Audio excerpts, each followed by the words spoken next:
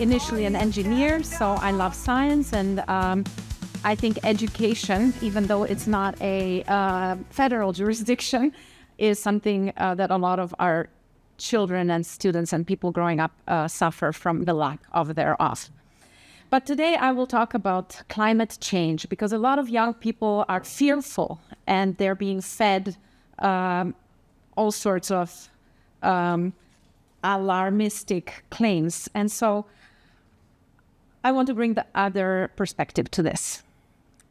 So good afternoon, everyone. My name is Natasa Sirotic, and today I want to take you on a journey through climate change, but not through the lens of headlines or policies, but through the rigorous perspectives of physics and botany.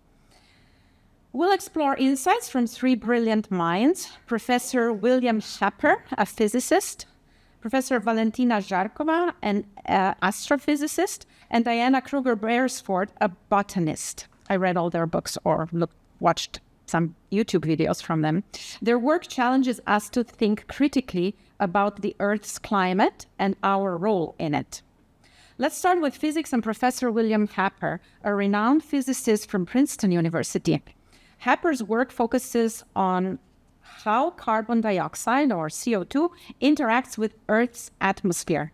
CO2 is often labeled a greenhouse gas, and it's true that it absorbs and traps some of the infrared radiation that Earth emits to space, contributing to warming. But Happer emphasizes that this effect is not as dramatic as some claim. He argues that the climate system is complex and CO2's impact diminishes as its concentration rises, a concept called saturation. According to Happer's calculations, if we were to double the amount of CO2 in the atmosphere from 420 parts per million today to 840 parts per million, the global temperature would rise by approximately 0.8 to 1 degrees centigrade.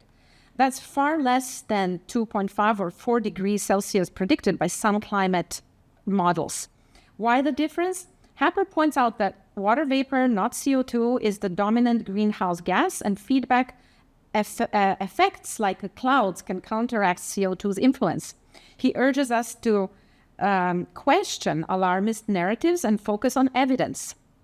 CO2 contributes to warming, but its effect is modest, and life on Earth has thrived at much higher CO2 levels in the past. In fact, 5 times as high at a year 1000 made Greenland a flourishing place with a lot of growth of plants.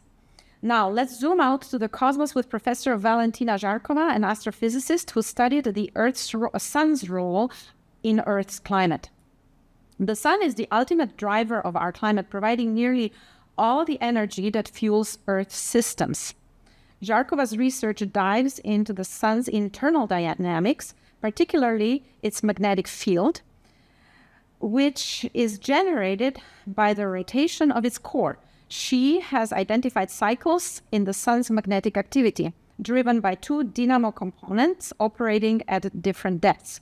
These components interact, sometimes amplifying solar output and sometimes dampening it, over cycles lasting roughly 11 years, with longer-term patterns spanning centuries.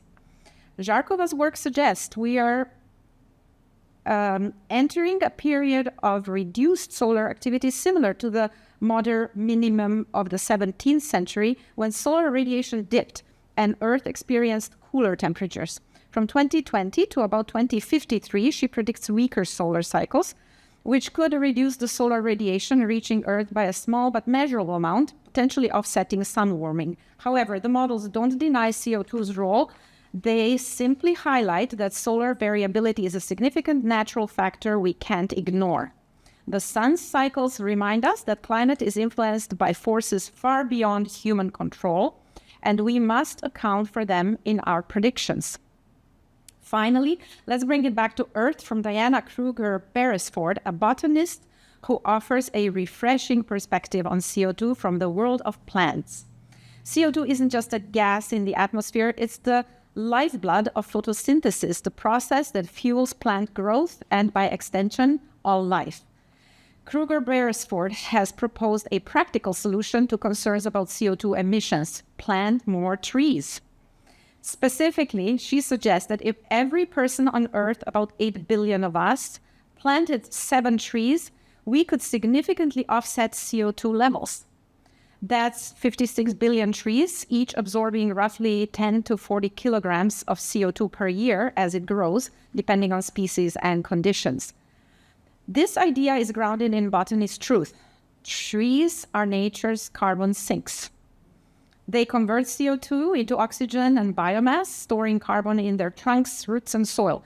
Beyond CO2, trees cool the planet through transpiration, stabilize ecosystems, and support biodiversity. Kruger-Beresford vision isn't a silver bullet. Land availability, water, and maintenance matter, but it's a reminder that nature offers solutions that are often simpler and more effective than complex technological fixes. Plus, who doesn't love the idea of a greener planet?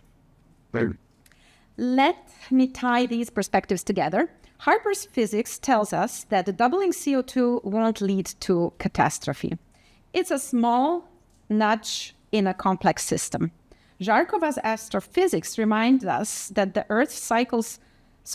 sun's cycles shape climate in ways we are still unraveling. And Kruger-Beresford's botany shows us that planets are powerful allies in managing CO2, offering benefits far beyond carbon shortage. Together, they challenge the dominant narrative of climate doom, urging us to think critically and creatively. Before I close, a word of caution. Science thrives on debate, not dogma. The climate system is vast, spanning physics, chemistry, biology, and more. And no single model or solution captures it all. Policies like net zero or mass electrification have costs and trade-offs, often hitting the poorest hardest. Instead of fear, let's embrace curiosity. Plant trees, study the sun, refine our models, and prioritize solutions that lift humanity while respecting nature. Thank you for listening. Let's keep asking questions and sticking truth together. Thank you.